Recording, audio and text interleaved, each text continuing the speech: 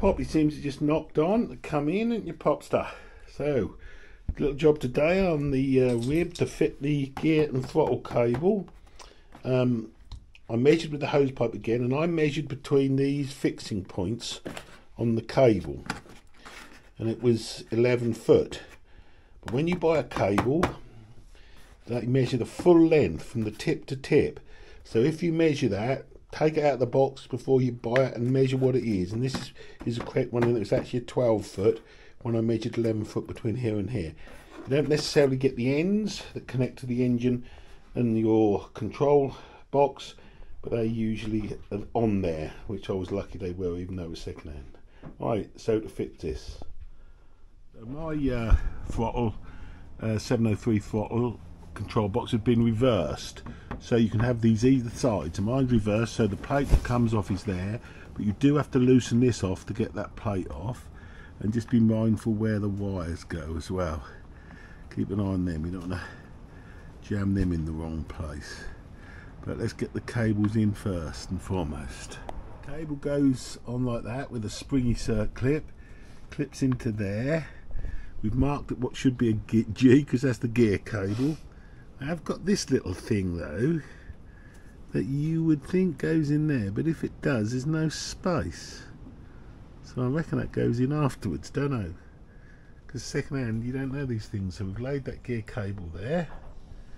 So get that little thing on his fun and games. There's a clip at the back. You have to nibble a little bit out for the wire, but Owen Dawes is tightening it up with her spanner. No, she's not. She's tightening that one up with her spanner because it's threaded into the fiberglass. It's always great joy when it does that. There's the mounting for the little on there for the breaker inside the seat for the battery.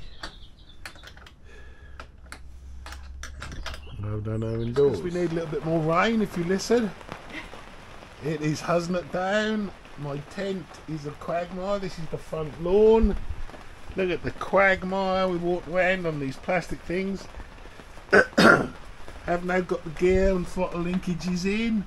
We've got a little bit of adjustment, but they went on beautifully, and it does go into first gear. This went down, although I think my battery cables were a little bit thicker than you would normally have. I don't know. They connect under there. Hopefully that's that for the engine. Right, put the hood on now, because when this gets wet, this condensates and it flaks, as you can see there, and we get drips. I don't like going on the engine. I've had an interesting few minutes making a flagpole for the rib. I need to be able to take the flag out because when we put the cover on, so it's a 15mm piece of copper which is wrapped in insulation tape. These are just 3D printed bung. That's a cap which you can put off but still holds it on. That's the little bit to hold the flag, a bit of paracord. There's the small flag. Another bit there I 3D printed with a hole in it and a little pointy bit at the end. So I will cable tie that to the back of the seat rest, and there's a little removable flag. I enjoy making things like that. It cost me a few pence and the flag. Okay, quite pleased how the flag worked out in the end. As a mate of mine would say, his old phrase, he's making it home for nothing. I think it would only be fair to say make it at home for, I don't know, 20p plus the flag. Admittedly we've had the cable tie it, but it's quite sturdy. If you want to remove the flag at the end of the day, you just do that and put it down. I'll have to make another buffer, I think, for the end of that, so it doesn't tear the cover. Pleased with that. That's how we've finished up in the back of the console. So the fuel tank there, held with these straps. Getting flat down there. They're left a bit longer in case we have to take it out and burn them through.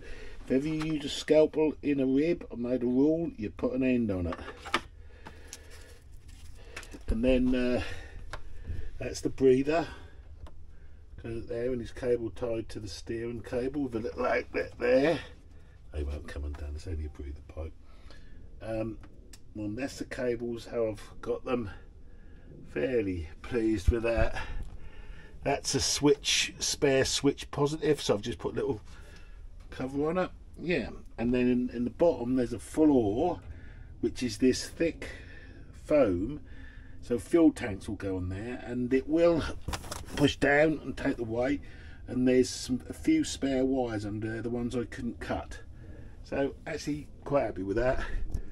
Then we've got a little 3D printed bit there, because when I put the cover on, the aerial has to go down like that. So you see it pokes in there. That's the 3D printed bit that I lost. Yeah, so really are getting there now. There's a bit of a tidy up in here.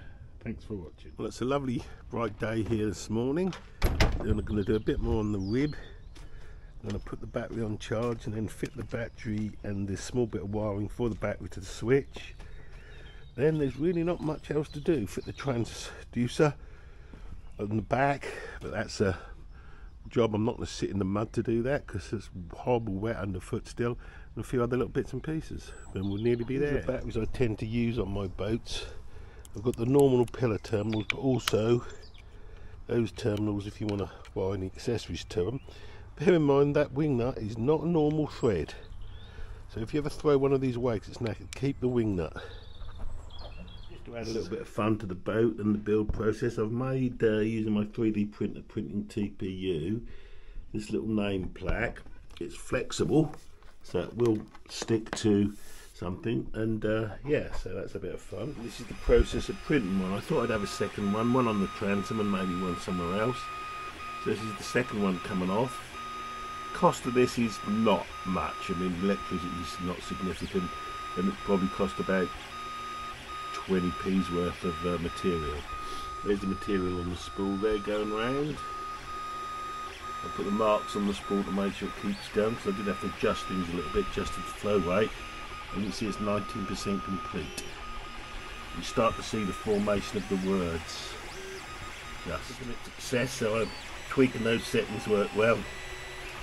I get the black effect on the sign just with a permanent marker, tracing over the raised letters. I've got to clean it up a little bit because it strings a little bit, TPU. I've finished the boat name plates, there they are, flexible, so I'll put them on soon.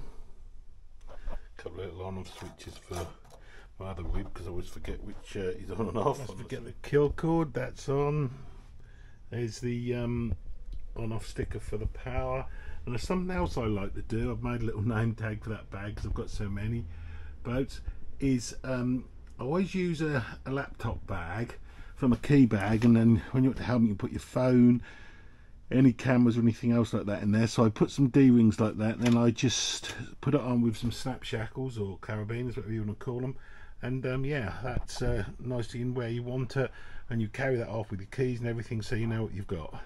And if you haven't discovered a jiggle siphon, that's the jiggle siphon that I use to fill a petrol on my boat. So I put it in the old jump lead bag that I used for power cables. So we're now getting there, and I'm now putting the proper bolts, the A4 stainless 80 tensile strength bolts, replacing the temporary ones I had in. This is my only toolkit that I don't get in a mess. Yeah, so these are the bolts I'm using. 100mm M12 A480. It's got the AccuCube symbol on.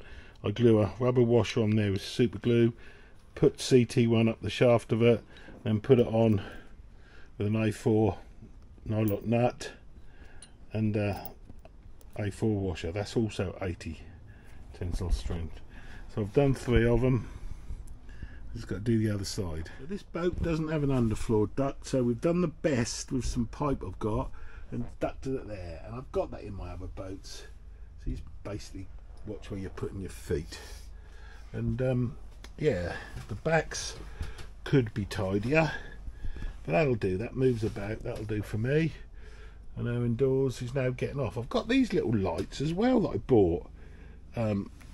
Flash, flower flash, on, off. They were really cheap. And they just stretch around it, you know, why not? And this is my anti-sway device for the outboard. It's just a bit of pipe tube covered in insulation, sticky insulation tape, and a bit of bungee around it. So we put that on when the engine's up, and that will stop it. I'm pretty certain that will stop it swinging, certainly in one direction. The other one's reasonable, so I think that might work. So Owen does put that on there, so if it's not in the middle, blame her. So there's the name on the front and the name on the back. I'll take the plastic off the seat soon. And the name on the back, with a bit of stick in the way, is there. So I think that's okay. That'll do me. So very nearly done now. So I think this would be a good place, is wondering where I would say to end the episode. And thanks for watching.